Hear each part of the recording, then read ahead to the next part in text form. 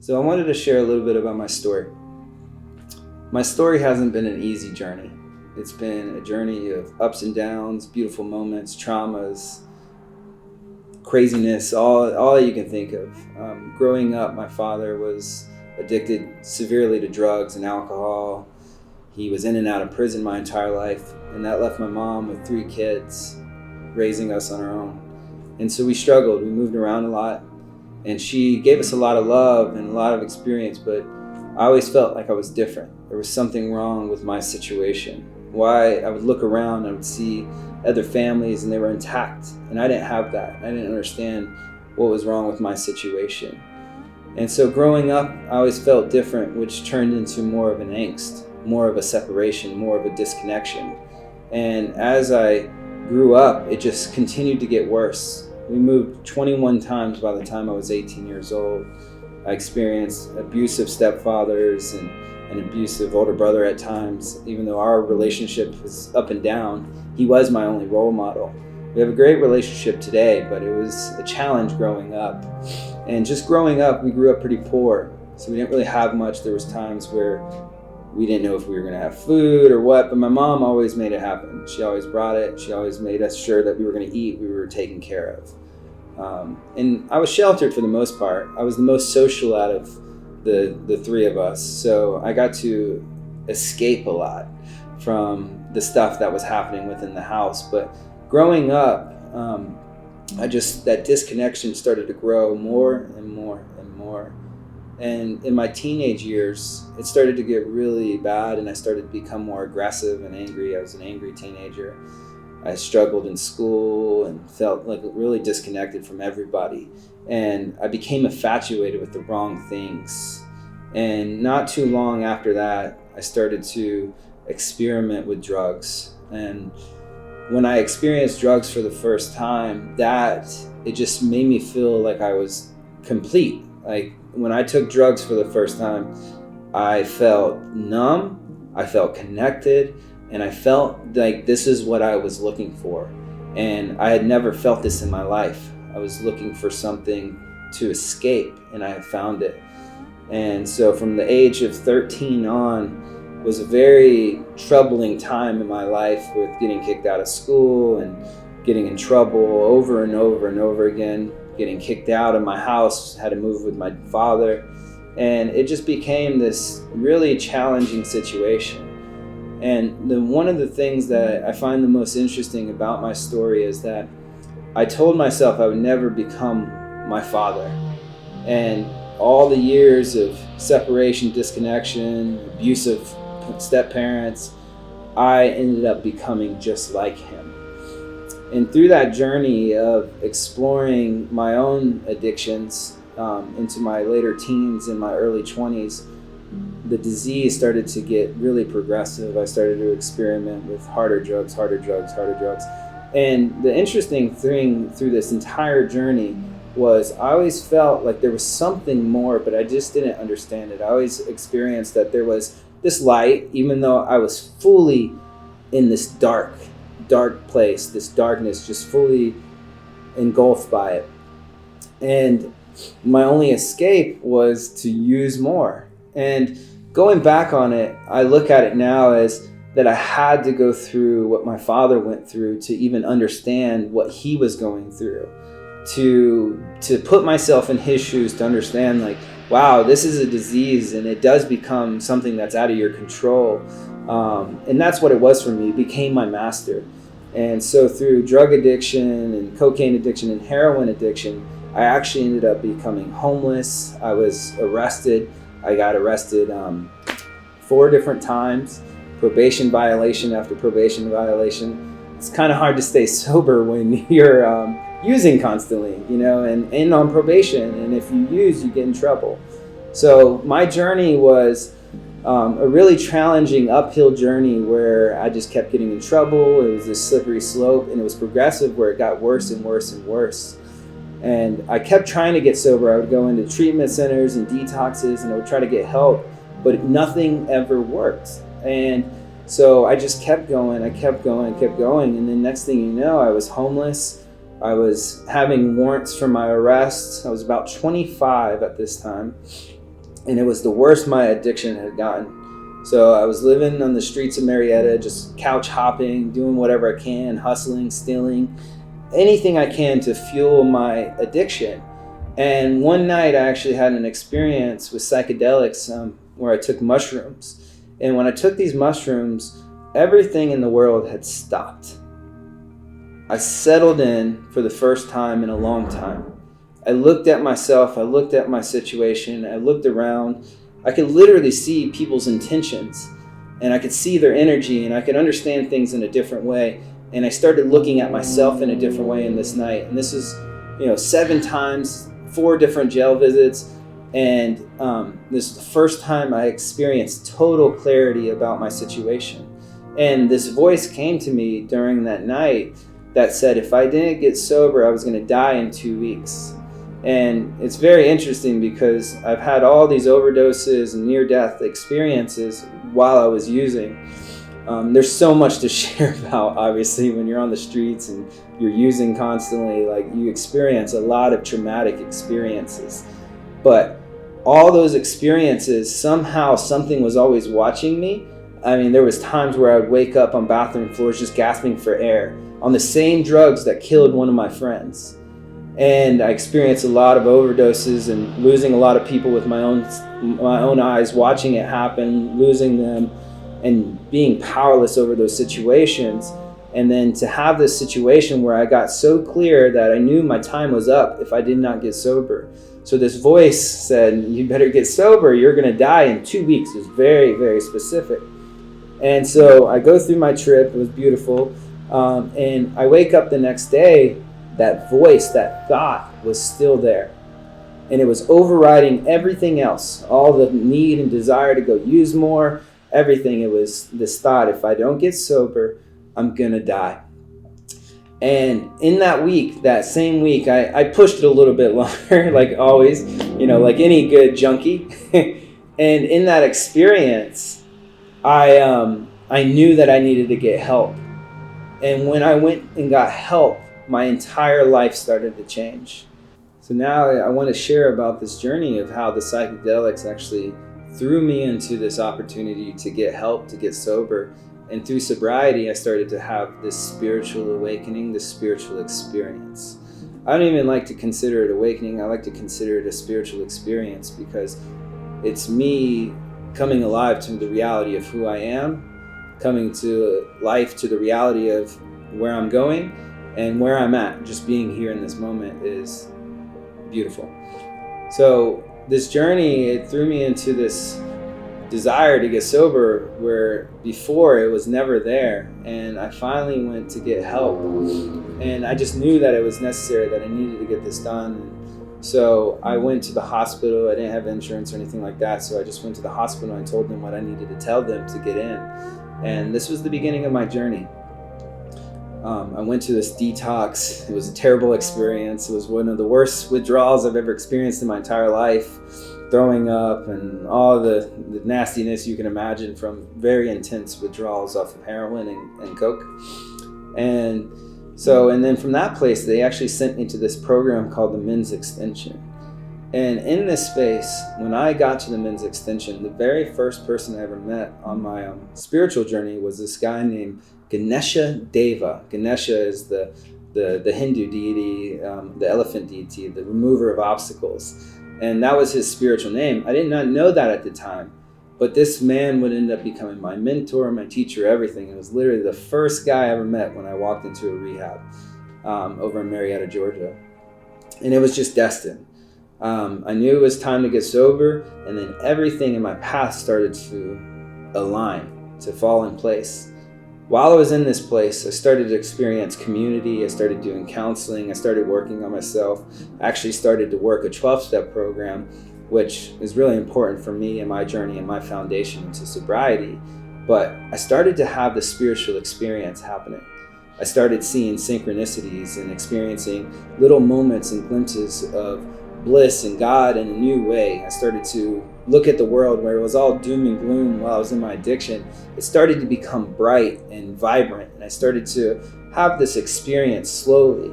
And at this time, I didn't even believe in God. I swore I was an atheist, but I was without knowledge. I was more agnostic. I didn't really understand this idea that there was something more beyond me. I was the center of my universe for a long time, just taking and consuming and stealing and cheating and lying, all these negative things. And then I come into this situation of sobriety where it's all about becoming more altruistic, giving, sharing, loving, connecting, and sharing authentically. And this was something completely foreign to me. But there was something inside me that knew that this was what I needed.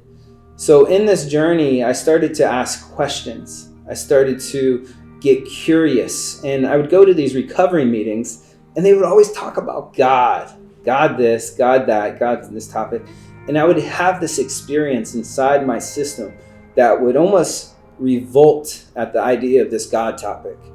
And I started to question this thought that I was atheist, because I'm like, okay, if I'm atheist, why am I having a negative emotion or an anxiety emotion, which is a fear-based emotion, around something that I don't believe in?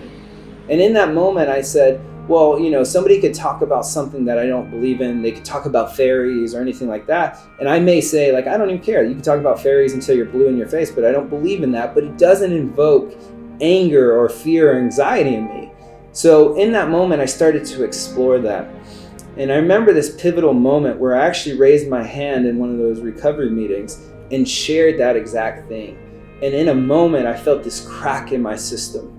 I felt my heart open up because I got curious. I challenged the negative thought, the belief system that I was atheist and that there wasn't a God.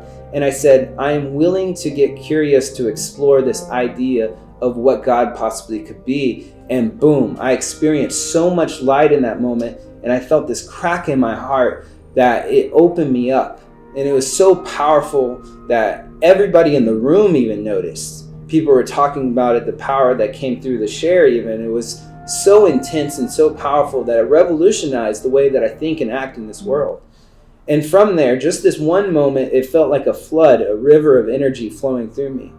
And so this really made me curious. Now I'm having this experience. Now I'm feeling something different in connection to this God idea. And shortly after that, I was going through this roller coaster of emotions during this journey. It was the first 3 months of being sober. And I found myself looking at the doors one night, and the doors were unlocked. And I said, what's keeping me here?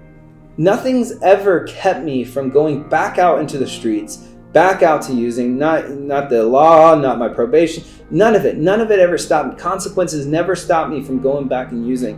What is it that is different this time? And I remember looking at that door and just finding that tunnel vision of this experience of what was it? And I felt the lowest I've felt in a long time in that moment. It was very interesting. I felt very lonely, and I was just really curious of why. Why me? Why is this happening? Why am I still here? So I go back into my space. We didn't even have rooms. It was just little cuts with mattresses basically. And there was 20 guys in this area with little partition walls in between us. And I go into the bed 13. I lay on the bed, and I'm sitting there with this thought, ruminating on it. And I ask once again, I said, God, is this where I'm supposed to be? I need a sign. I need to witness something different, God. And in the moment, I was struck with my entire body was struck frozen. I couldn't move. I couldn't do anything, but I felt this immense peace just wash over my entire body. And then I started experiencing this beautiful burning bush, white light kind of entity almost. It was just the shape of a person, but it was pure white light above me. And nothing was said, nothing was exchanged. I don't know even how long the time went, but it was just this burning entity almost, this light just shining bright, beautiful. And I was experiencing more peace than I've ever experienced in my entire life. And it changed me so much. I knew in that moment. And still to this day, I don't know how long it lasted, but I couldn't move. I couldn't do anything. I was just sitting there experiencing the pure light, the pure energy. And I felt it changing me on the inside because I was sincere in my desire to ask and connect to something bigger. And in that moment, I was changed forever. it literally shaped me in a way that it's hard to even explain. But the next day, people noticed that there was a difference in me, that there was a light in my eye that I did not have before. And in that moment, I had witnessed something bigger than me, something more potent. And it showed me that there is so much more in this world, that God is real, that God is there. And if we sincerely seek it out, we can experience it. And after this experience, my life just changed. I knew without a shadow of a doubt that I was on the path, because I had asked and I had gotten my answer. The last 10 years after this experience, it's been almost 10 going on 11 years, has been this beautiful journey of self-discovery, self-development, learning how to be in my own skin, but also to serve humanity. Through this journey, I started serving the substance abuse and mental health community. I became an addiction counselor, became an experiential specialist, an anger resolution specialist.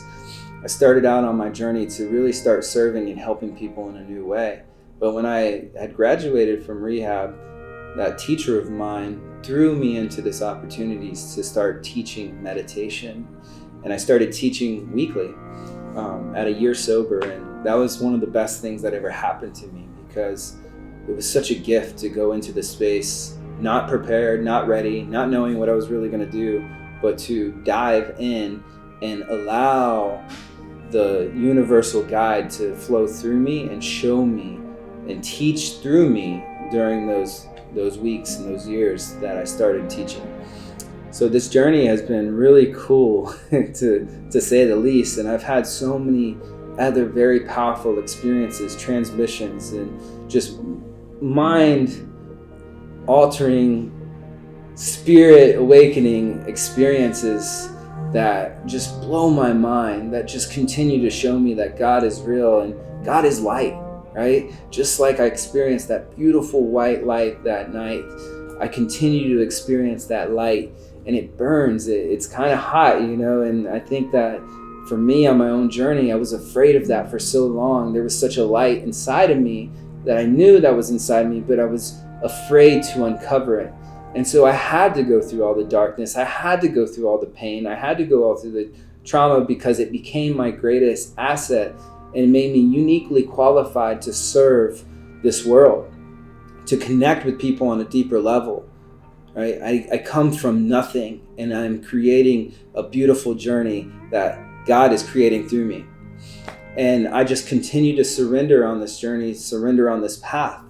So years later, I started getting trained by yogis and monks and swamis and teachers, and I started exploring immersive experiences and got trained as a registered yoga instructor and meditation teacher in hatha yoga, traditional yogic philosophy, did the life of a yogi class, and all these really fun things. But I just continued on my journey of education, of learning, of practice, learning breath work, learning meditation in the authentic traditional pathways.